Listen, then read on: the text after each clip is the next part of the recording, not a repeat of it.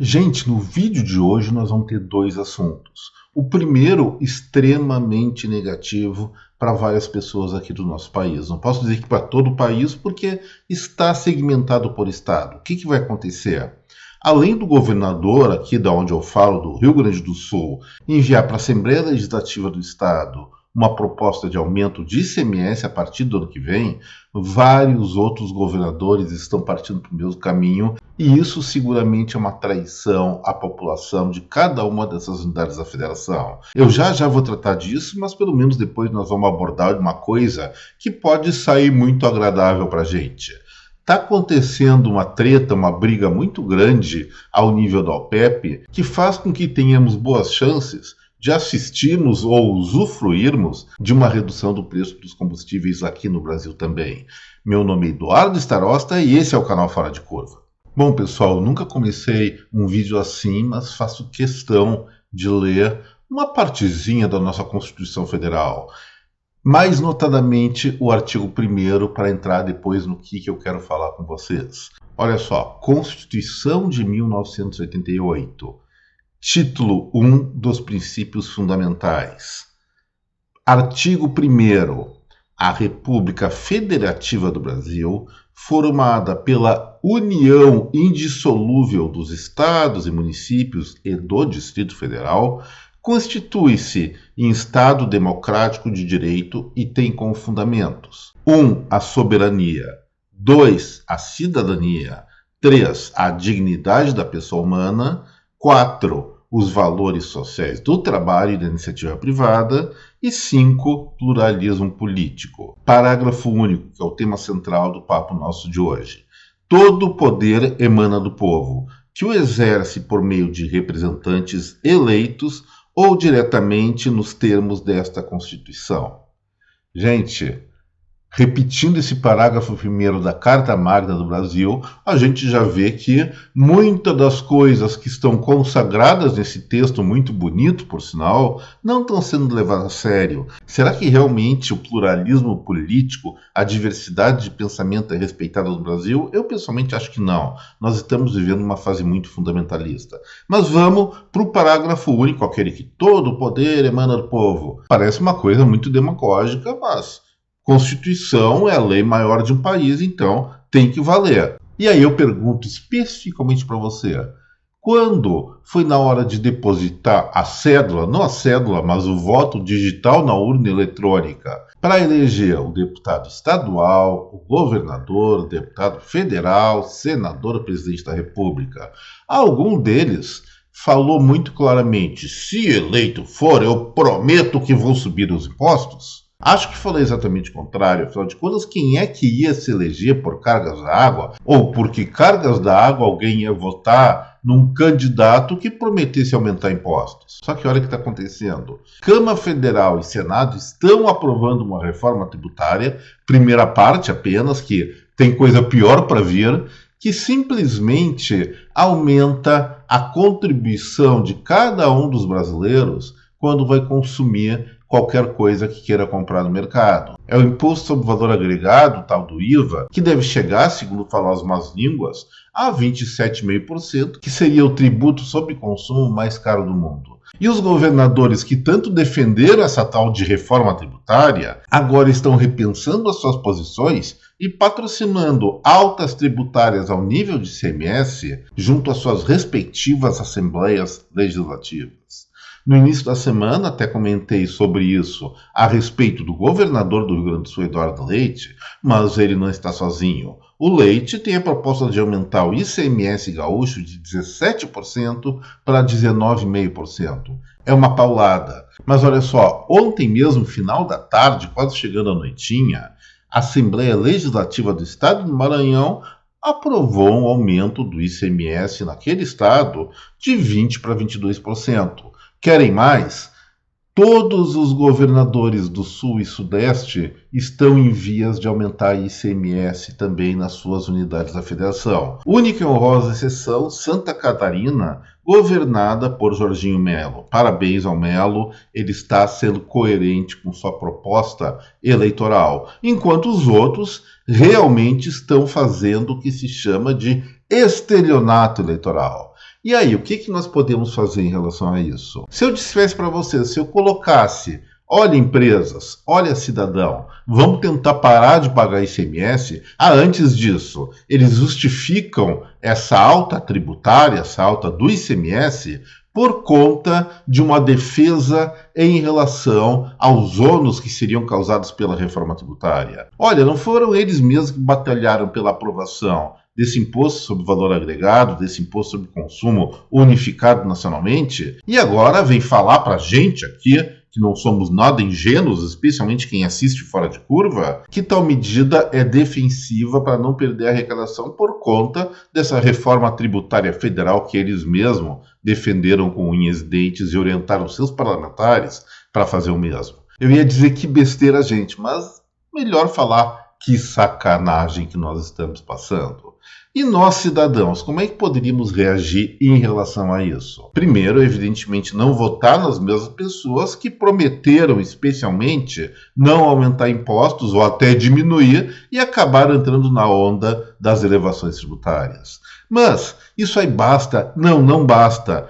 Estão nos impondo de uma maneira antidemocrática, porque eles não cumpriram seu compromisso com suas plataformas eleitorais, então estão nos impondo tirar mais dinheiro do nosso bolso para pagar, para custear, normalmente, estados ineficientes. Já chega a União nos enchendo o saco com isso, o governo federal, agora os estaduais estão se solidarizando com essa onda de alta de impostos que está acabando com a economia dos brasileiros. Agora mais em uns estados e menos em outros. Menos em Santa Catarina, vou registrar novamente, porque o Jorginho Melo não quis saber dessa palhaçada. Mas e aí, pessoal, o que nós podemos fazer? Nós podemos enunciar o artigo 1º da Constituição Federal no seu parágrafo único e discursar que esses parlamentares e governantes não poderiam promover essa alta de impostos? Olha, não é ilegal, até poderíamos, mas iríamos ficar com cara de palhaço, com cara de besta para esses próprios políticos que nos bastidores devem estar rindo da cara da gente. Opção que eu não poderia dizer, mas vou citar a título de exemplo, não defendo ela.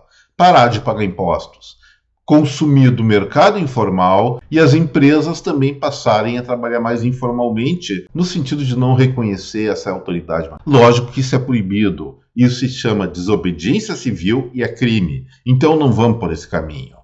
O que a gente pode fazer, gente? A gente não pode ser civilmente desobediente e, em tese, votamos em pessoas que se elegeram e essas pessoas estão traindo a gente e a próxima eleição só daqui mais ou menos 3 anos. Vão amargar alta, em primeiro lugar, de ICMS, depois de outros impostos, por conta de termos sido enganados por candidatos, então candidatos e agora autoridades que exercem seu poder em nosso nome?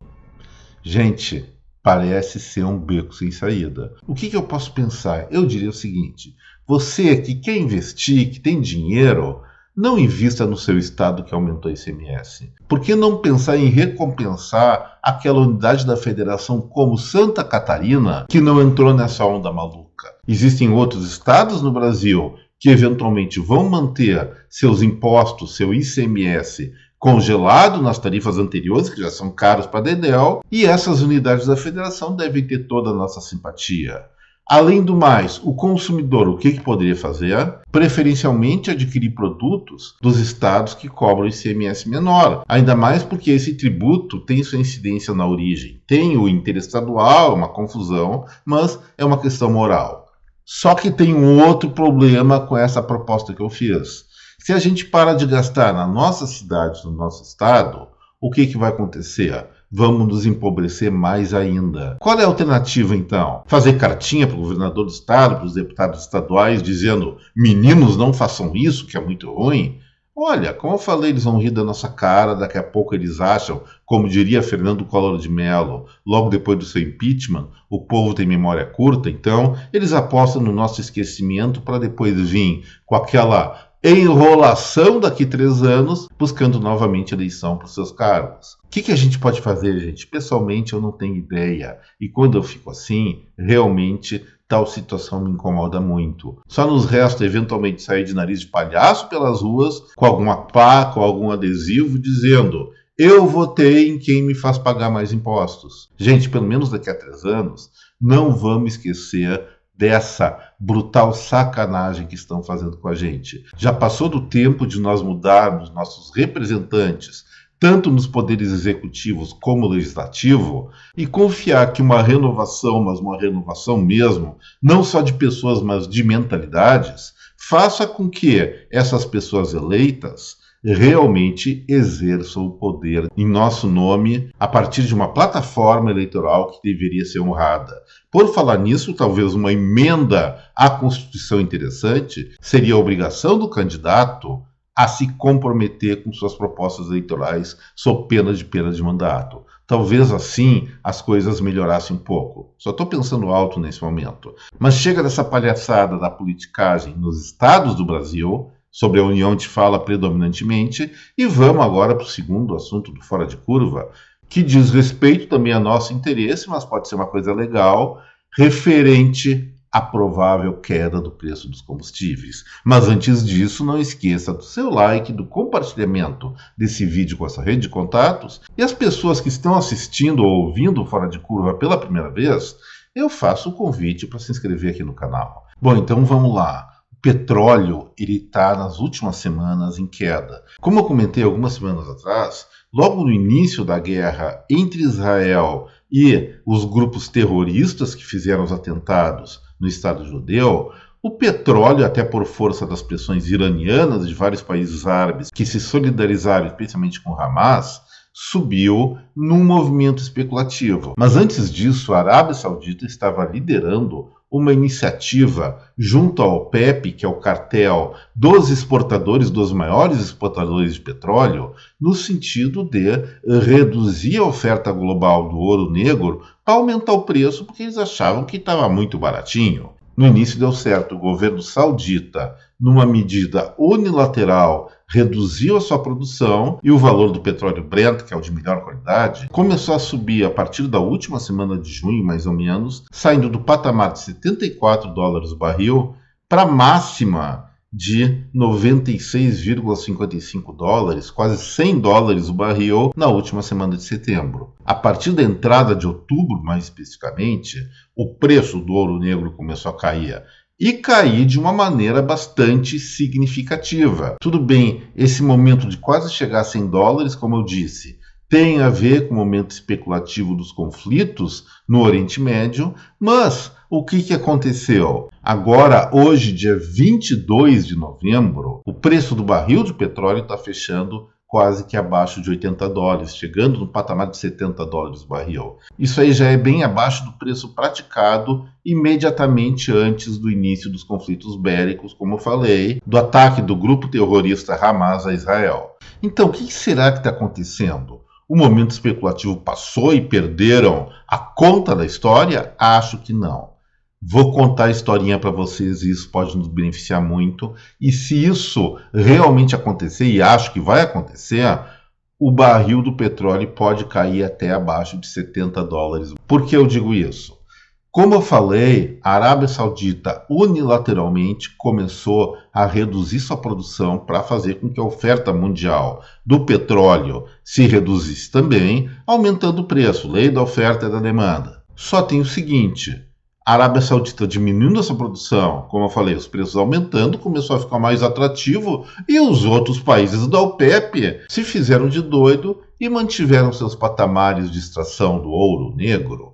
E aí, a Arábia Saudita, que não quer bancar a bobona ou a trouxa nesse contexto, ficou realmente tiririca com seus coleguinhas de cartel e decidiu também aumentar sua produção, o que faz com que atualmente o preço do petróleo entre em viés de queda. Até quando vai isso? Existia para hoje agendada uma reunião da Organização dos Países Exportadores de Petróleo, que foi adiada para daqui a 4 dias, porque, segundo contam as más línguas, não tinha clima para as conversações. E talvez daqui a 4 dias não tenha também. É um desacerto no cartel OPEP. Isso já aconteceu outras vezes, e quando tal situação ocorre, que eles não têm um acordo sobre a produção que cada país vai ofertar para o mercado global, eles passam a disputar o mesmo mercado e isso deprime preços. E, evidentemente, tal situação pode vir a beneficiar o Brasil por dois motivos. Primeiro, caindo o preço no mercado internacional do petróleo,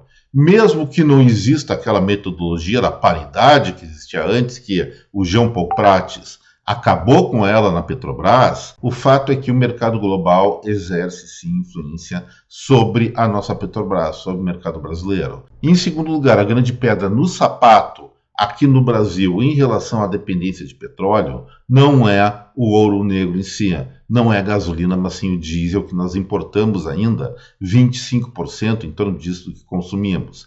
E essa importação, mesmo estando extremamente cara, ainda cara nesse momento, dentro desse contexto, ou seja, a redução do custo da matéria-prima, que é o petróleo, para fazer o diesel, deve cair também nas próximas semanas, e isso muito provavelmente vai reverter em preços menores nos postos de combustíveis pelo país afora. Então, temos boas perspectivas em relação a isso, a partir de uma confusão do desentendimento do cartel OPEP. Não sei quanto tempo isso vai durar, mas algum efeito positivo por algum tempo, pelo menos, o brasileiro vai poder se beneficiar, evidentemente, se a Petrobras reduzir o preço dos derivados, seguindo as diretrizes internacionais. Gente, era isso por hoje, espero que vocês tenham gostado dos assuntos que nós tratamos aqui no vídeo. E se você gostou, peço novamente o seu like. Não, o like é só lembro novamente para deixar o like, compartilhar esse vídeo com essa rede de contatos e as pessoas que me assistem pela primeira vez, faço o convite para inscrição aqui no Fora de Curva. Um forte abraço a cada um de vocês, até breve, tchau gente!